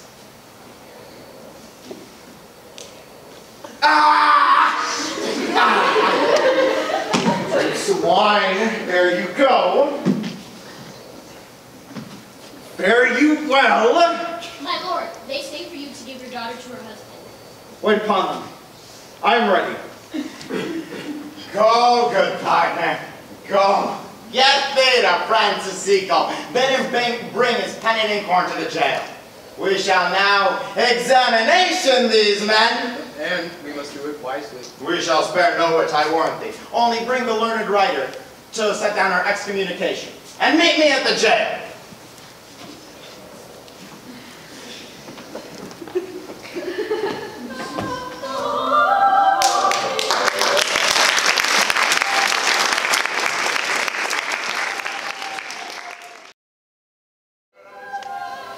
Come, Friar Francis, be brief. Only to the plain form of marriage, and you shall recount their particular duties afterwards. You come hither, my lord, to marry this lady? No. To be married to her, friar. You come to marry her. Lady, you come hither to be married to this count? I do. If either of you know any inward impediment of why you should not be conjoined, charge him, on your souls, to utter it. Know you any hero? None, my lord. Know you any, count? I dare make his answer none. Oh, what men dare do, what men may do, what men daily do, not knowing what they do. How now? Interjections? Stand thee by, friar. Father, by your leave, will you with free and unconstrained soul give me this maid, your daughter? As freely, son, as God did give her me. And what have I to give you back, whose worth may counterpoise this rich, precious gift? Nothing unless you render her again. Sweet prince, you lend me noble thankfulness. There, Leonato, take her back again. Give not this rotten orange to your friend. She is but the sign and semblance of her honor. Behold how like a maid she blushes here. Oh, what authority and show of truth can cunning sin cover itself withal? Come not that blood as modest evidence to witness simple virtue? Would you not swear, all you that see her, that she were made by those exterior shows? But she is none. She knows the heat of the luxurious bed. Her blush is guiltiness, not modesty. What do you mean, my lord? Not to be married, not to knit my soul to an approved wanton. Dear my lord, if you in your own proof have vanquished the resistance of her youth and made defeat of her virginity... I know what you would say. If I have known her, you would say she did embrace me as a husband, as to extenuate beforehand sin. No, Leonato, I never tempted her with word too large, but as a brother to his sister showed bashful sincerity and comely love. And seemed I ever otherwise to you? Not only seeming, I will write against it. You seem to me as Diane in her orb, as chaste as the bud ere it be blown, but you are more temperate in your blood than Venus, or those pampered animals that rage in savage sensuality. Is my lord well that he doth speak so high? Sweet prince, why speak not you? What should I speak? I stand dishonored that have gone about to link my dear friend to a common stale. Are these things spoken, or do I but dream? Sir, they're spoken, and these things are true. This looks not like a nuptial. Leonato, stand I here? Is this the prince? Is this the prince's brother? Is this face heroes? Are our eyes not our own? All this is so, but what of this, my lord? Let me move but one question unto your daughter. And by that fatherly and kindly power you have in her, bid her answer truly. I charge thee do so, as thou art my child. Oh God, defend me, how am I beset? What kind of catechizing call you this? To make you answer truly to your name. Is it not Hero? Who can blot that name with any just reproach? Marry, that can Hero. Hero itself can blot out Hero's virtue. What man was he talked with you yesternight betwixt 12 and 1? Now, if you are a maid, answer to this. Talked with no man at that hour, my lord. Why, then you are no maiden. Leonato, I am sorry you must hear, but upon mine honor, myself, my brother, and this grieved count did see her, hear her, took the ruffian at her chamber window, who had most like a liberal villain, confessed the vile encounters they had 1,000 times in secret. Fie, my lord, there are not to be names, not to be spoke of, for there is not chastity enough in language without offense to utter them. Thus, pretty lady, I am sorry for thy much misgovernment. Oh, Hero, what a hero hast thou been, if half thy outburst graces had been placed about thy thoughts and thy counsels of thy heart. Fare thee well, most foul, most fair, farewell, thou pure impiety and impious purity. For thee I'll lock up all the gates of love, and on my eyelids shall conjecture hang, to turn all beauty into thoughts of harm, and never shall it be more gracious. Let no man's dagger Hero point for me. How now, cousin, wherefore sink you down? Let us go. These things come thus to light, smother her spirits up. How doth the lady? Dead, I think. Help, uncle. Hero. My hero. Uncle, Signor Benedict, friar.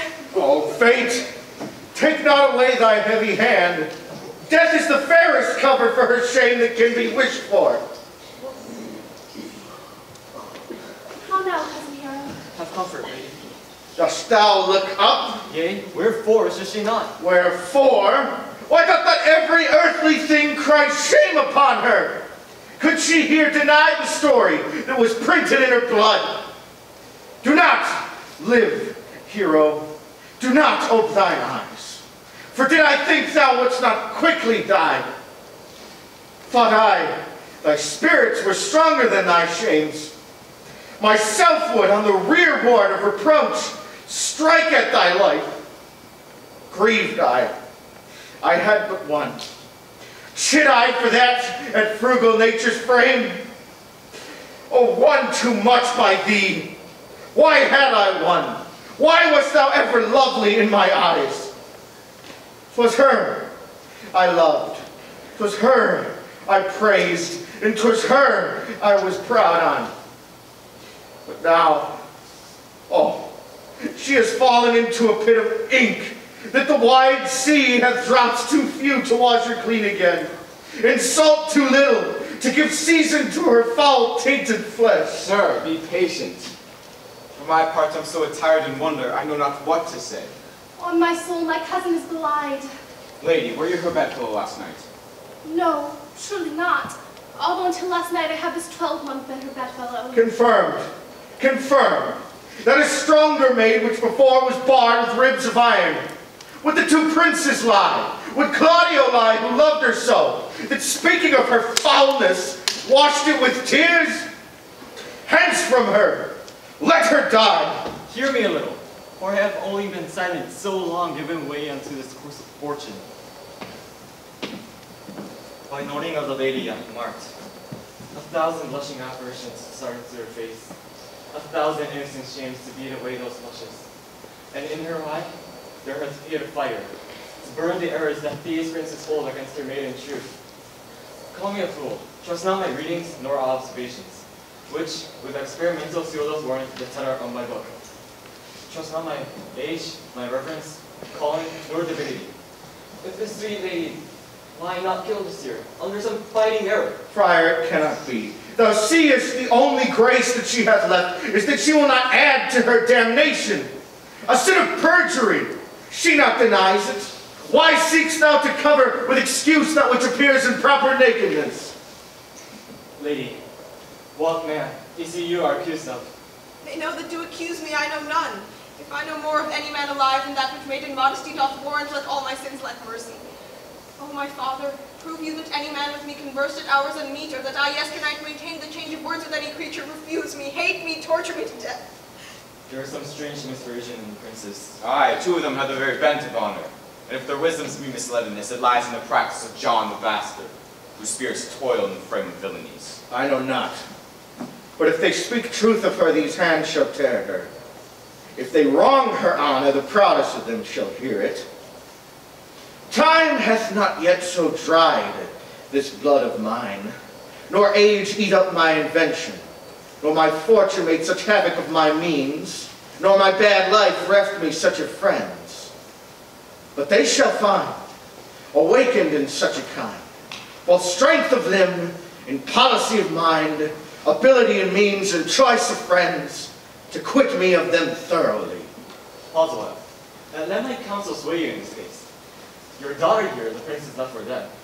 Let her while be secretly tucked in, and publish it that she is dead indeed. Maintain a mourning ostentation, and on your family's old monument, hang mournful epitaphs that to all right unto a burial. What shall become of this? What will this do? Mary, this will carry shall on her behalf change slander to remorse. That is some good. But not for that dream that I on this strange course, but on this travail look for greater birth. She dying that must so be maintained unto this instant she was accused, shall be lamented, pitied, and excused of every hearer. For so falls out, that what we have we prize not to the worth whilst we enjoy it, but being lacked and lost, why, then we wrap the value, then we find the virtue that possession will not show us was it was ours.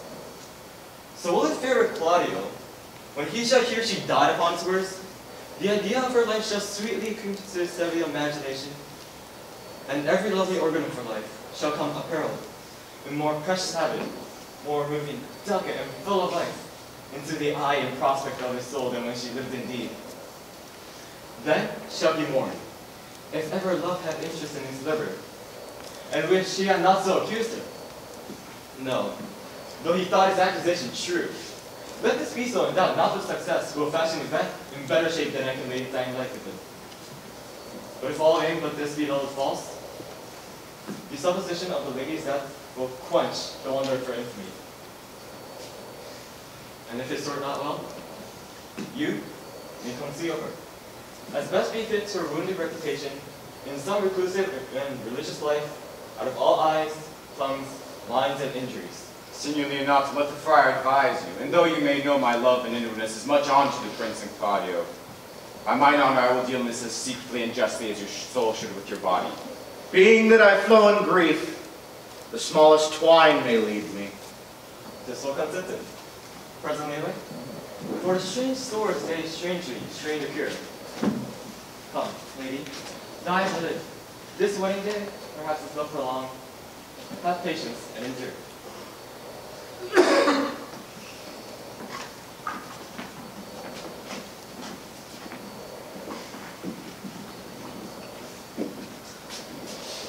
Lady Beatrice, hast thou wept all this while? Yea, and I will weep a while longer. I will not desire that. You have no reason. I do it freely. Surely I do believe your fair cousin is wrong. How much might the man deserve of me that would right her? Is there a way to show such friendship? A very even way, but no such friend. May a man do it? It is a man's office, but not yours. I do look nothing in the world so well as you. It's not this strange. As strange as the thing that I know not. It were possible for me to say that I look nothing so well as you, but yet believe me not. And yet I lie not. I confess nothing, nor I deny nothing. I am sorry for my cousin. By my sword, Beatrice, thou lovest me. Do not swear and eat it. I will swear by it that you love me, and I will make him eat it that says I love not you. Will you not eat your word? With no sauce that can be devised to it, I protest I love thee. Why, then God forgive me. What offends me, Beatrice? You have stayed in a happy hour. I was about to protest I loved you. I do it with all thy heart. I love you with so much of my heart that none is left to protest. Come, bid me do anything for thee. Kill Claudio. Not for the wide world. You kill me to deny it. Farewell. Tarry, Beatrice. I'm gone though I am here. There is no love in you. Nay, I pray you let me go. Beatrice. In faith, I will go. We'll be friends first. You dare easier be friends with me than fight with mine enemy. Is Claudio thine enemy? Is he not approved in the height of villain? He that hath slandered, scorned, dishonored my kinswoman? Oh, that I were a man! What, bear her in hand until they come to take hands, and then public accusation, uncovered slander, unmitigated rancor. God, that I were a man, I would eat his heart in the marketplace. Hear me, Beatrice. Talk with a man out of window, proper saying. Nay, but Beatrice. Sweet hero, she's wrong, she's slandered, she's undone. Beatrice. Princes and counties. Surely a princely testimony, a goodly count, Count Confect, a sweet gallant, surely. Oh, that I were a man for his sake, or that I had any friend that would be a man for my sake. But manhood is melted into courtesy, valor into compliment, and men are only turned into tongues, and trim ones too. He is now as valiant as Hercules, and only tells a lie and swears it. I cannot be a man with wishing, therefore I will die a woman with grieving. By this hand, Beatrice, I love thee. Use it for my love some other way than swearing by it. Think you in your soul, Claudio hath wronged Hero. Yea, as sure as I have fought or a sword. Enough. I am engaged. I will challenge him. I will kiss your hand, so I leave you. By this hand, Claudio shall render me a dear account. As your hero be so fain to me, go, comfort your cousin, and must say she is dead. And so, farewell.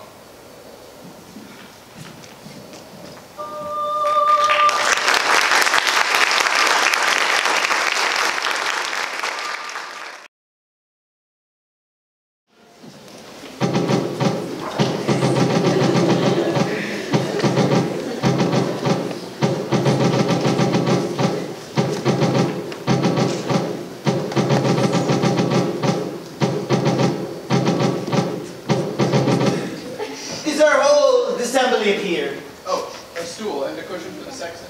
I thought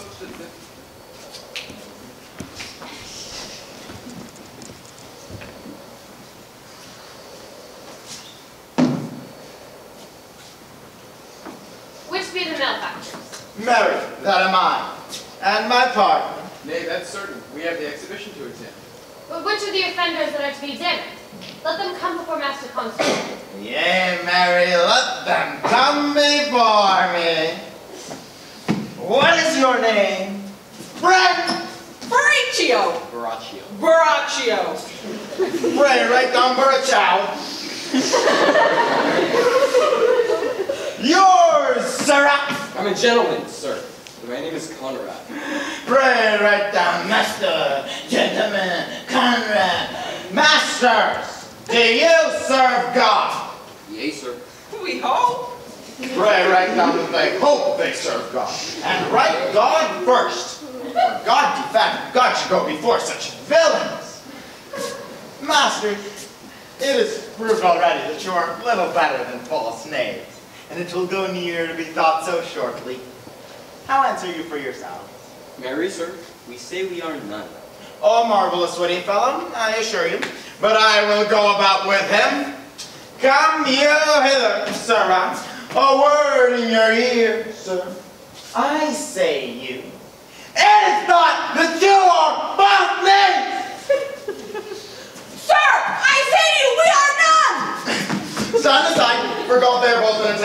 Have you written down the there none? Master Constable, you go not the way to examine. You must call forth the watch that are their accusers. Yea, Mary, that is the this way. Let the watch stand forth. Masters, I charge thee, in the prince's name, accuse these men. This man said, sir, that Don John, the prince's brother, was a villain. Write down Prince John a villain. Why? It is flat perjury to call a prince's brother villain. Master Constable. Pray thee, fellow. Peace. Oh, I do not like thy look. I promise thee. What heard you him say else? Mary, afraid, received 1,000 ducats from Don John for accusing Lady Hero wrongfully. Flat burglary as ever was committed. Yea, by mass, that it is. What else, fellow?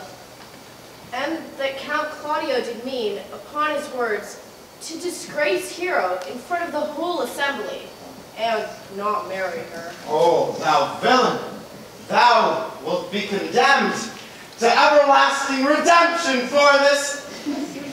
What else? This is all. And this is more, masters, than you can deny. Prince John is this morning secretly stolen away. Hero was in this manner accused, in this very manner refused, and upon the grief of this suddenly died. Master Constable, let these men be bound and brought to Leonato's. I will go before and show him their examination. Come, let them be opinioned. Let it be in the hands. Oh, coxcomb! Oh, God's my life! Where's the sexton? Let him write down the prince's own officer, coxcomb! Bind them! Thou Nazi varlet! Oh wait! You're an ass! You are an ass!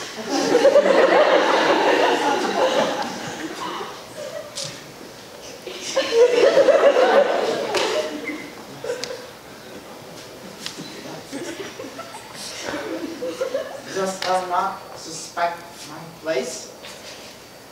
Dost thou not suspect my years? Oh, then you are here to write me down an ass. But masters, remember that I am an ass. Though it not be written down, I am an ass. No, thou villain!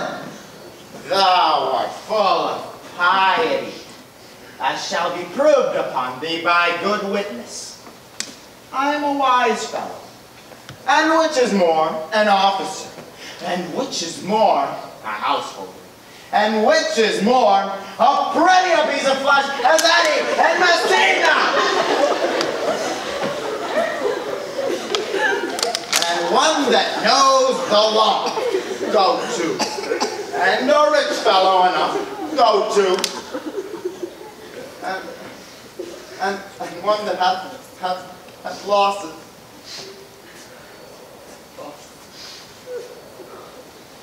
And one that hath 2 gowns, and everything handsome about him. Bring them away!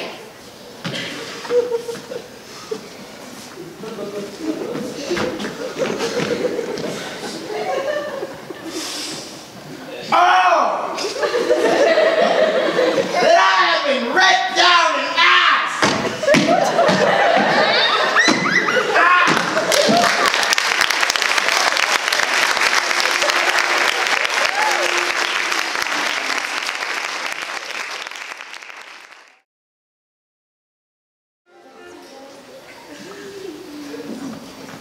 If you go on thus, you will kill yourself. It is not wisdom thus to second grief against yourself. I pray thee cease thy counsel, which falls into mine ear as profitless as water in a sieve. Give not me counsel, nor let no comforter delight mine ear, but such a one whose wrongs do suit with mine. Bring me a father who so loved his child, whose joy of hers overwhelmed like mine, and bid him speak of patience. Measure his woe, the length and breadth of mine, and let it answer every strain for strain. If such a one will smile, stroke his beard, bid sorrow wag, cry heaven, when he should groan, patch grief with proverbs, make misfortune drunk with candle wasters, bring him yet to me, and I of him will gather patience. But there is no such man. For brother, men can counsel and speak comfort to that grief which they themselves not feel. But tasting it, their counsel turns to passion, which before would give perceptual medicine to rage, fetter strong madness in a silken thread, charm ache with air, and agony with words. No, no. 'Tis every man's office to speak patience to those that wring under the load of sorrow, but no man's virtue nor sufficiency to be so moral when he shall endure the like himself. Therefore give me no counsel. My griefs cry louder than advertisement. Therein do men from children nothing different. I pray thee peace. I will be flesh and blood. For there was never yet philosopher that could endure the toothache patiently, yet they have writ the style of the gods and made a push at chance and sufferings. Yet bend not all the harm upon yourself. Make those that do offend you suffer too. There thou speakst reason. Nay, I will do so. My soul doth tell me Hero is belied, and that shall the prince know, and Claudio, and all those who thus dishonor her. Here comes the prince and Claudio hastily. Good den, good den. Good day, Father. Hear you, my lord. We have some haste, Leonardo. Some haste, my lord. Well, fare you well. Are you so hasty now? Nay, do not quarrel with this good old man. If he could right himself with quarreling, some of us would lie low. Who wrongs him? Mary, thou dost wrong me. Thou dissembler, thou. Nay, never lay thy hand upon thy sword. I fear thee not. Mary, beshrew my hand, if it should give your age such cause of fear. In faith, my hand meant nothing to my sword. Tush, tush, man. Never fleer nor jest at me. I speak not like a dotard nor a fool. As under privilege of age to brag, what I have done being young, or what would do were I not old. Know, Claudio, to thy head, thou hast so wronged mine innocent child and me, that I am forced to lay my reverence by, and with gray hairs and bruise of many days, do challenge thee to a trial of man. I say thou hast belied mine innocent child. Thy slander hath gone through and through her heart, and she lies buried with her ancestors. Oh, in a tomb where never scandal slept, save this of hers, framed by thy villainy. My villainy? Thine, Claudio, thine, I say. You say not right, old man. My lord, I'll prove it on his body if he dare, despite his nice fence and his active practice, his maid of youth and bloom of lustihood. Wait, I will not have to do with you. Canst thou so daff me? Thou hast killed my child. If thou killst me, boy, thou shalt kill a man. And he shall kill two of us. And men indeed. That's no matter. Let him kill one first. Win me and wear me. Let him answer me. Oh, come, follow me, boy, come. Sir, boy, come. Follow me. Sir, boy, I'll whip you from your pointy fence. Nays, I am a gentleman, I will. Brother. Contain yourself. God knows I love my niece. And she is dead. Slandered to death by villains that dare as well answer a man indeed, as I dare take a serpent by the tongue. Oh, boys, a braggart shacks, now stop! Brother! Hold thee content! What? Nay, I know them, yea, and what they weigh, even the utmost scruple, to scrambling, out-facing, fast-and-marching boys that lie and cry and flout, to brave and slander, go it. Show upward haste, and speak off half a dozen dangerous words, how they might hurt their enemies, if they durst, and this is all. But brother Antony. Come, 'tis no matter. Do not you meddle, let me deal in this. Gentlemen both, we will not wait your patience. My heart is sorry for your daughter's death, but upon mine honor, she was charged with nothing but what was true and very full of proof. My lord, my lord. I will not hear you. Oh? Come, brother, away. I will be heard. And shall, or some of us will smart for it. Ah, See, here comes the man we went to seek. Now, Signor, what is? Good day, my lord. Welcome, Signor. You are almost come to part almost afraid. We had like to have our two noses snapped off by two old men without teeth. Leonardo and his brother. What thinkest thou? Had we fought, I doubt we should have been too young for them. In a false quarrel, there is no true valor. I have come to seek you both. We have been up and down to seek thee, for we are high with melancholy, and would fain to have it taken away. Wilt thou use thy wit? In my scabbard shall I draw it. Oh, dost thou wear thy wit by thy side? Never any did so, but many have been beside their wit. I will bid thee draw as do the minstrels. Draw to pleasure us. As I am an honest man, he looks pale. Art thou sick or angry? Put courage, man. Would thou care kill the cat? Thou hast metal enough in thee to kill care. I shall meet your wit in the career, and you charge it against me. I pray you choose another subject. Nay, then give him another staff. This last was broke cross. By this light he changes more and more. I think he be angry indeed. If he be, he knows how to turn his girdle. Shall I speak a word in your ear? Unbless me from a challenge. I jest not. You are a villain. I will make it how you dare, what you dare, and when you dare. Do me right or protest your cowardice. You have killed a sweet and innocent lady. Her death shall not heavy on you. Let me hear from you. Well, when I meet you, so may I have good cheer. But what a feast of... feast? In faith, I thank him. He hath been me to a calf's head of capon, the which, if I do not carve most heartily, say my next not. Shall I not find a woodcock too? Your wit, sir, ambles well, it goes easily. I'll tell thee how Beatrice praised thy wit the other day. I said, thou hadst a fine wit. True, said she, a fine good one. Nay, said I, a great one. True, said she, a great gross one. Nay, said I, a good one. True, said she, just said she, for he hurts no one. Nay, said I, he is, the gentleman is wise. Nay, said she, a wise gentleman. Nay, said I, she is, he hardly tongues. That I believe, said she, for he swore a thing to me on Monday night, which he forswore to me on Tuesday morning. Thus did we in our trends shape like particular virtues, and yet at last, in the end, she concluded with a sigh, thou wast the properest man in Italy. All the which she wept heartily, and said she cared not. Well, yes, and for all that, if she did not hate him deadly, she would love him dearly. The old man's daughter told us all. Oh, lol, and moreover, God saw him when he was hid in the garden. Yea, but shall we set the savage bullhorns on the sensible Benedict's head? In the text underneath, here lies Benedict, the married man. Fare you well, boy. I will now leave you to your gossip-like humor. You bring jest as braggarts to their blades, which, God be thanked, hurts not. Your grace, for your many courtesies, I thank you. I must discontinue your company. Your brother, the bastard, has fled from Messina. You have among you killed a sweet and innocent lady. The Lord Blackbeard there. I will meet with him, but until then, peace be with him. He is in earnest. In most profound earnest. And hath challenged thee. Most sincerely. What a pretty thing man is when he goes off in his doublet and leaves off his wit. He has been a giant to an ape. But then is an ape a doctor to such a man? But Shalky, let me be. Pluck up my heart and be sad. Did he not say my brother was fled?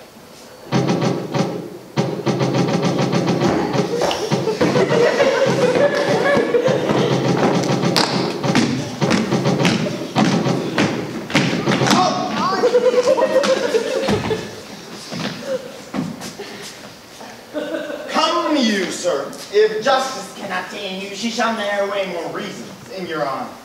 Nay, if you be a cursing hypocrite once, you must be looked to. How now, two of my brothers been bound? Borachio one? Hearken after their offense, my lord. Officers, what offense have these been done? Marry, sir, they have committed false report. Moreover, they have spoken untruths. Secondarily, they are slanders. Sixth, and lastly, they have belied a lady. Thirdly, they are committing unjust things. And to conclude, they are lying knaves.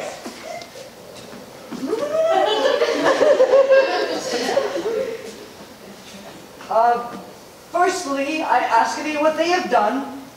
Thirdly, I ask thee what's their offense. Sixth and lastly, how they are committed. And to conclude, what you lay to their charge. Rightly reasoned, and in his own division. By my tropes, There's one meaning well suited. Masters, what offense have you done that you are thus bound to your answer? This learned constable is too cunning to be understood. What is your offense? Sweet prince, let me go no further in mine answer. Do you hear me, or let this count kill me? I have deceived even your very eyes, and what your wisdoms could not discover, these shallow fools that have brought to light, who in the night overheard me confessing to this man how Don John, your brother, incensed me to slander the Lady Hero, how you saw me woo Margaret in Hero's garments, how you disgraced her when you should marry her. My villainy they have upon record, and the lady's death is upon mine and my master's false accusation. Briefly, I desire nothing more than the reward of a villain. Runs not this speech like iron through your blood? I have drunk poison while he's out of it. But did my brother set thee on this? Yea, and paid me richly for it. Framed and composed he is of this treachery, and fled he is upon this villainy! Sweet hero, now thy image doth appear in the rare semblance that I saw at first. Come, bring away this plaintiff. Our sexton hath by now reformed Signor Leonardo of the matter. And masters, do not forget to specify when time and place is right that I am an ass. Here comes Master Signor Leonardo, and the sexton too. Which is the villain? Let me see his eyes, so that when I note another like him, I may avoid him. If you would know you're wrong, or look on me. Art thou the slave that with thy breath hast killed mine innocent child? Even I alone. No, not so. Thou beliest thyself. Here stand a pair of honorable men. A third is led that had a hand in it. I thank thee, princes, for my daughter's death. Record it with your high and worthy deeds. 'Twas bravely done, if bethink you of it. I know not how to pray your patience, yet I must speak. Choose your revenge yourself, and pose me to what penance your invitation can lay upon my sin. Yet I sinned not but mistaken. By my soul, nor I. Yet to satisfy this good old man, I'll bend under any heavy weight that he'll enjoin me to. I cannot bid you bid my daughter live. That were impossible. But I pray you both, possess the people here in Messina how innocent she died. And if your love can labor aught in sad invention, hang her an epitaph upon her tomb, and sing it to her bones. Sing it tonight. Tomorrow come you to my house. Since you could not be my son, be yet my nephew. My brother hath a daughter, almost the exact copy of the one that's dead. And she alone is heir to both of us. Give her the right you should have given her cousin. Do this, and so dies my revenge. Oh, noble sir, your kindness don't bring tears from me. I do embrace your offer, and henceforth suppose the poor Claudio. Tomorrow then, I will expect your coming. Tonight, I take my leave. Meanwhile, this naughty man shall face to face be brought with Margaret, who I believe was packed in all this wrong, hired to it by your brother. No, by my soul, she was not, nor do anything when I did speak to her, but is a just and honorable soul in anything that I do know of her. Moreover, sir, which is not under black and white, the other plaintiff, the worst plaintiff, nay, the worsest plaintiff, did call me ass. I beseech you, let this not be forgotten in his punishment. Thank thee for thy care and thy honest pains. Your worship speaks like a most thankful and reverend youth, and I praise God for thee. There's for thy pains. God save the foundation. Go, I discharge thee of thy prisoner and bid thee farewell. I leave an errant knave in your worship, which I beseech your worship to correct yourself in the example of others. God help your worship.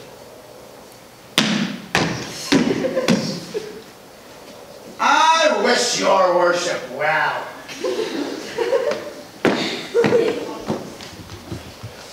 I wish that God will restore you to health.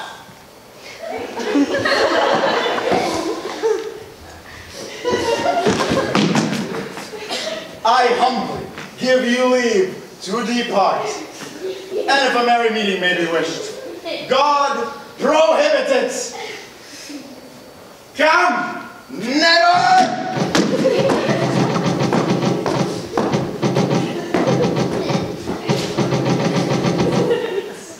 Until tomorrow then, my lords. Farewell. Farewell, my lords. We will look for you tomorrow. We will not fail. Tonight, aboard with Huron. Bring you this fellow on. We'll talk with Margaret of how her acquaintance grew with this lewd fellow.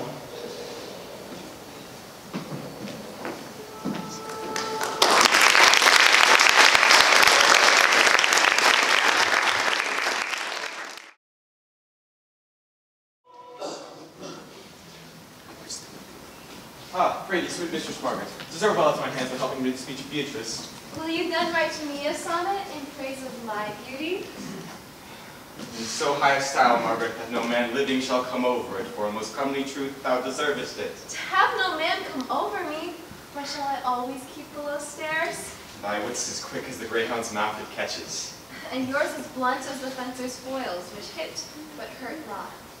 A most manly wit, Margaret, it will not hurt a lady. Come, call Beatrice, and give thee the bucklers. Give us the swords, we have bucklers of our own. If you use them, Margaret, you must thrive in the pikes of device, and they are dangerous weapons for maids. Well, I will call Beatrice to you then, who I think have legs. And therefore will come.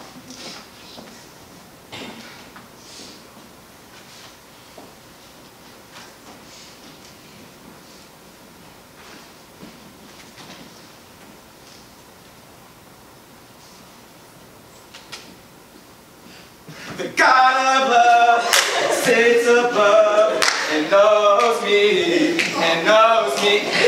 I mean in singing, but in loving. Leander the good swimmer, Troilus the first employer of panders, and a whole book of these quondam carpet mongers, whose names yet run smoothly in the even order of blank verse. Why they were never so truly turned over and over in love as my poor self. Could not show it in rhyme, I have tried. Can find out no rhyme for lady but baby, an innocent rhyme, for scorn, whore, and a hard rhyme, for school fool, a babbling rhyme, very ominous endings. No, I cannot show it in rhyme, nor can I win festival terms. Beatrice, what's thou come when I call thee? Yea, Signor, and depart when you bid me. Stay but till then. Oh, then is spoken. Very well.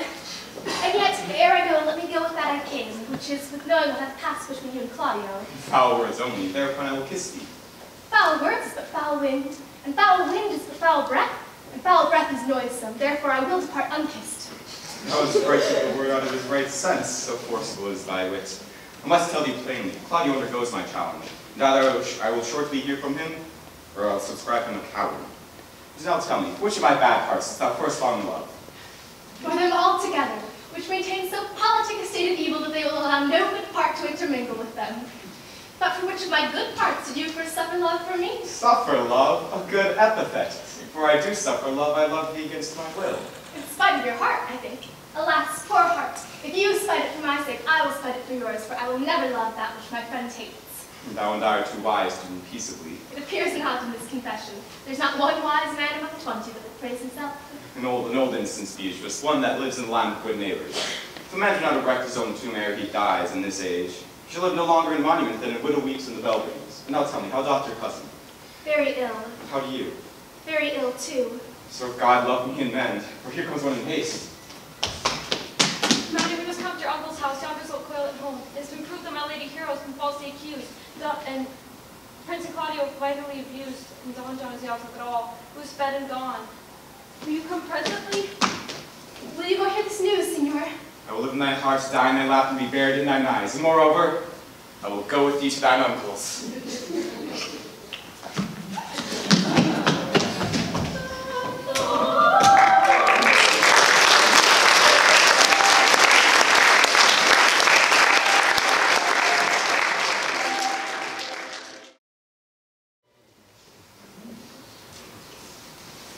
Did I not tell you she was innocent? So are the Prince and Claudio, who accused her of the error you heard debated.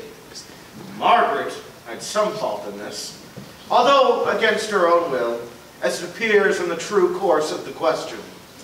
Well, I am glad that all things do sort so well. And so am I, being else by fate been forced to call young Claudio to a reckoning for it.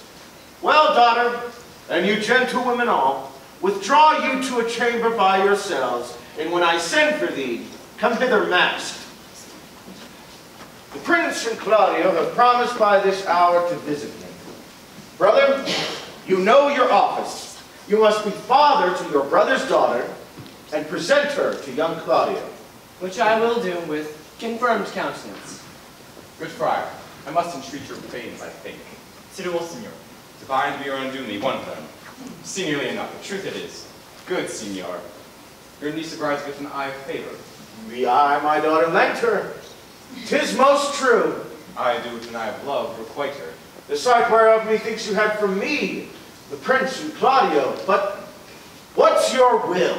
Your answer, sir, is enigmatical. But for my will is your will, may stand with ours. The state if we can join the state of honorable marriage, in which good friar will desire your help. My heart is with your liking. And my help. Here comes the Prince and Claudio. Good morrow to this fair assembly. Good morrow, Prince. Good morrow, Claudio. Are you yet prepared today to be married with my brother's daughter? I'll hold my mind, were she a troll. Bring her forth. Here's the friar ready. Good morrow, Benedict. What forth and sad? Thou hast such a February face, so full of storm, frost, and cloudiness. I think he thinks upon the savage bull. Fear not, man. We'll tip thy horns in gold, and all Europa shall rejoice at thee, as once Europa did at lusty Jove when he would play the noble beast in love. Bold jokes are at an amiable low, and was such some strange horse that leaped your father's cow and got a calf out of it in the same noble feat, much as like to yourself, where you just have us believed. For this I owe you. Here comes other reckonings.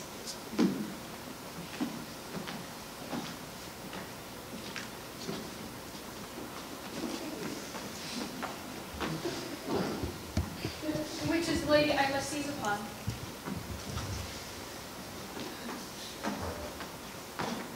This same is she, and I do give you her. Why, then she's mine. Sweet, let me see your face. No! That you shall not, till you have sworn before this friar to marry her. Then give me your hand before this holy fire. I am your husband if you like of me. And when I lived, I was your other wife. When you loved, you were my other husband. Another hero. Nothing certainer. One hero died defiled, but I do live, and as surely as I live, I am a lady. The former hero, the hero that is dead. She died, whilst her splendor lives. All this amazement can I qualify. Well, after the holy ritual ended, I'll tell you largely of your hero's death. Meantime, let wonder seem familiar, and so shall tell, but as presently. Soft and fair, friar, tell me, which is Beatrix? I answer to that name. What is your will? Do not you love me? Why no, no more than reason. Why then your uncle and your cousin and Claudia have been deceived, they swore you did. Do not you love me? Troth, no more than reason. Why then my cousins Margaret and Ursula are much deceived, for they did swear you did. They swore you were almost sick for me. They swore you were well nigh dead for me. 'Tis no such matter, then you do not love me. No, but in friendly recompense. Come, cousin, I am sure you love the gentleman. And always sworn upon it that he loves her, for here's a paper written in his hand, a holy son to Rome, fashioned to be. And here's another, written in my cousin's hand, stolen from her pocket, containing her affection unto Benedict.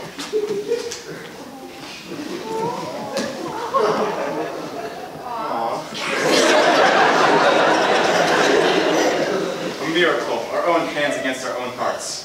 Come, I will have thee, but by this light I will take thee for pity. I would not deny you, but by this good day I yield upon great persuasion, and partly to save your life, for I was told you were in a consumption. Peace, I will stop your mouth.